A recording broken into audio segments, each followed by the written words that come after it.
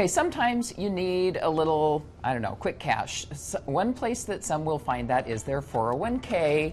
That can lead to a situation where you can borrow against your 401k and you pay yourself back. Yeah, so we're here with financial expert Jenny Groberg to talk about the pros and cons of that plan. She's CEO and founder of Booksmart's Accounting and Bookkeeping. First, let's talk about the difference real quick between a withdrawal and a loan, basically. Okay, so a loan, you're going to borrow against it, and then you'll be able to repay it. But the terms are you have to repay it within 5 years. You can't really borrow more than $50,000 or 50% of the equity in your 401k.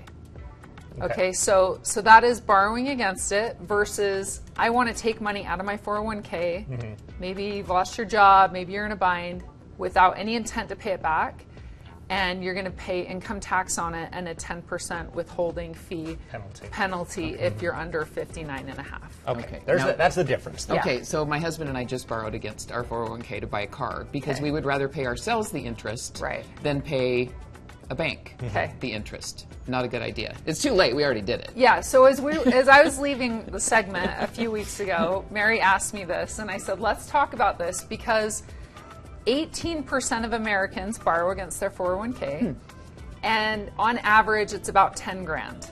Okay, so I want to talk about what are maybe some of the pros and why you should never, ever, ever borrow against your 401k. Okay, so let's talk about some of the pros. We do have a graphic here that we want to bring up. Potential benefits here. Yep. These are the benefits. So when you go to borrow against your 401k, they're not going to check your credit. It's quick. Like I said, you can borrow about 50% of the balance, usually up towards 50 grand. It doesn't affect your credit score, and the interest rate is usually 5 to 7%. So you might think, oh, that's way better, than if I need a down payment on a home. Maybe I'll borrow against my 401k, and that's some quick cash. I'm going to still be at my job in 5 years. This is no problem. Or maybe that's easier than getting a car loan, having it affect your credit, all the things. So. One more quick graphic before we go on, and you mentioned it earlier. How many people are using this? 18% of people have a loan of about $10,000. That's more than I imagined, I guess. So a lot of people are doing this. So a lot of people look at it as a short-term savings account. Okay. They made a dumb idea like a dumb decision. Okay, but I don't think a lot of people know why it's catastrophic. Okay, so let's look at the reasons. I think you have a so these are reasons that you say this is usually a bad idea, right? Okay, so let's go through these. So the first is the lost investment growth. Okay, so let's say you think, oh, great, 5 to 7% interest for my 401k. I'll borrow against it. That's no problem. However, last year the S&P had a return of 25%. Okay. So if you pull money out of your 401k, it's not making money. And every 7 years, your money will usually double in the stock market. So if you pull it out and you use it for other things, it's not compounding, it's not growing, and it can be doubling. So you might think short term, oh, I'm paying myself interest, but really it's that opportunity cost where you're not utilizing the growth, the compounding interest, and all of the other things. Okay. So see that. Let's go to number 2, risk of job loss and repayment. So most people don't stay in their job 5 years.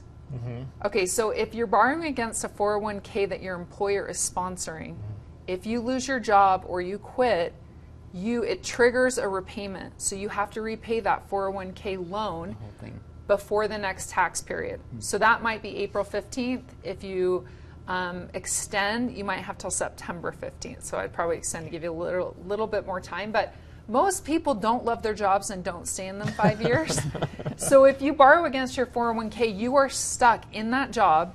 You are bound to that employer, even if you're not happy, even if you could get paid. So it might be limiting in your employment, in your pay, all those things. I've been here 34 years, so I need to sign another contract to finish paying off my 401k loan. Okay. Double taxation. Double taxation is the other thing. So usually you contribute to your 401k.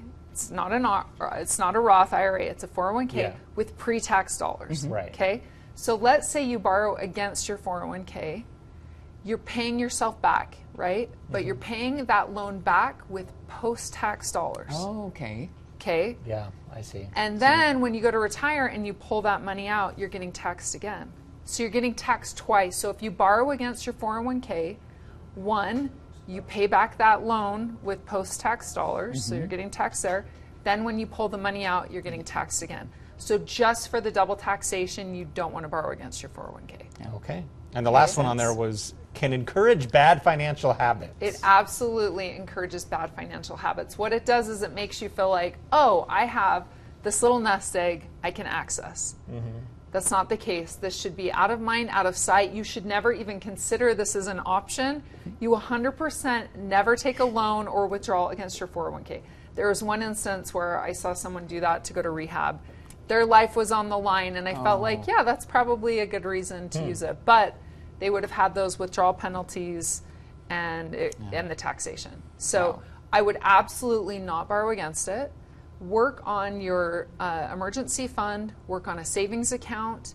If you don't have the money, don't do it. But for sure, don't use your 401k. That's our last graphic, actually. You had better alternatives, essentially. Go through some of these. Okay, so the alternatives is get your emergency fund. So 3 to 6 months. I'd really say get 12 months. And then put it in a high yield savings account. We talked about that in another segment. But have that money in a high yield savings account. Don't buy things that you don't have the cash for. So if you do need to borrow, don't borrow. Save up until you have it. Third thing would be get to work. If you don't have that cash, hurry and get a second job, sell some stuff in your home, try to get some cash together to do it. And if it's an absolute catastrophic emergency, I would say use your home equity line of credit before I would tap into your retirement. Okay. Yeah. Because then there's so many other issues like the double taxation, the compounding interest. So it would be better the need to repay if you, okay. To have a lot of reasons. I wish I would have known this 3 weeks ago. Sorry, Mary. And as it is, I went to my husband and I said, we could borrow against the 401k and then we pay ourselves. And he's like, that's a great idea. I remember like, my no, parents we need to talk doing to the Jenny. same thing. They wanted to get four-wheelers and they're like, this is great. We'll borrow against our 401k and pay ourselves back. Well, nearly 20% of people are doing it. So yeah, one in five, it's a lot. Talk to Jenny first. Hey, we want to ask you if you have any financial questions for Jenny. She visits us here about every other week and always schools us on all kinds of different things. But let us know. What's our email? ARC@KUTV.com. Send us an email. Ask what you want to know about, and we will send them to her. Yeah, because usually I leave and everyone's saying, hey, what about this? What about this? We have a question about this, which is super fun, and then it helps me to be able to tailor my content around issues that people are actually needing answers to. So email us and just say, hey, I have a question for Jenny, and let us know what it is, and we'll send it off. Follow us on social. I am at Booksmarts Pro is my work social. Okay. And you can follow ARC TV and DM us and ask those questions. Perfect. Cool. Thanks, Jenny. Okay, thanks.